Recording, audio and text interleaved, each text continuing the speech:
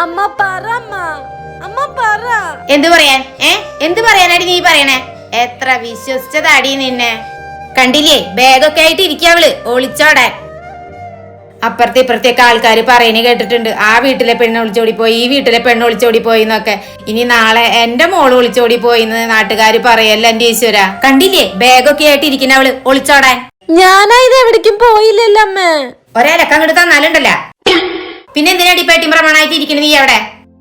നിന്നെ എത്ര ലാളിച്ചാ ഞങ്ങള് വളർത്തിയത്. നീ ചോദിച്ച ഡ്രസ്സ്, ബാഗ്, ചീർപ്പ്, അങ്ങനെ എന്തൊക്കെ.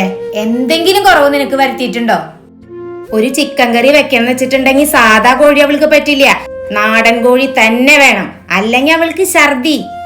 നിനക്ക് വേണ്ടി കണ്ടവന്മാര് വളർത്തിയ കോഴീനെ രാത്രി പിടിക്കാൻ പോയി എത്ര പട്ടികടി കൊണ്ടതാടി നിന്റെ അച്ഛൻ. അങ്ങനെ വളർത്തിയതാടി നിന്നെ. അമ്മാവൻ നല്ലവനമ്മ. എന്ത് നല്ലവൻ? എന്ത് നല്ലവൻ?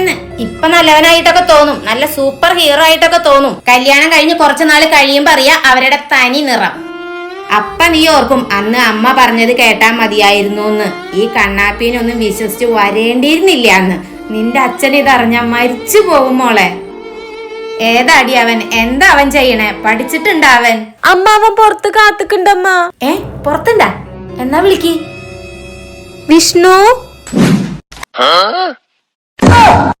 ഓ രച്ചു, നീ ഇതുവരെ ഇറങ്ങിയില്ലേ? വിഷ്ണു അമ്മ.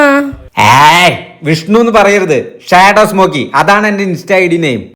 നീ വിഷ്ണു എന്ന് പറയണേ, അവൻ സ്മോക്കി എന്ന് പറയണേ. ആരടി ഇവൻ?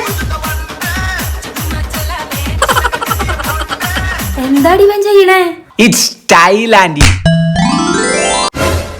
ഇവൻ വേണ്ടടി നിനക്ക്, ഇവൻ വേണ്ട. Hey come on Andy, it's 21st century. Rachu നീ വാ, കല്യാണം കഴിഞ്ഞ ഒരു കുട്ടിയൊക്കെ ആയി കഴിഞ്ഞാൽ എല്ലാം ശരിയോ? അതെ, അതാ ശരി, ഞാൻ പോവാമ്മ. അയ്യന്റെ മോളെ.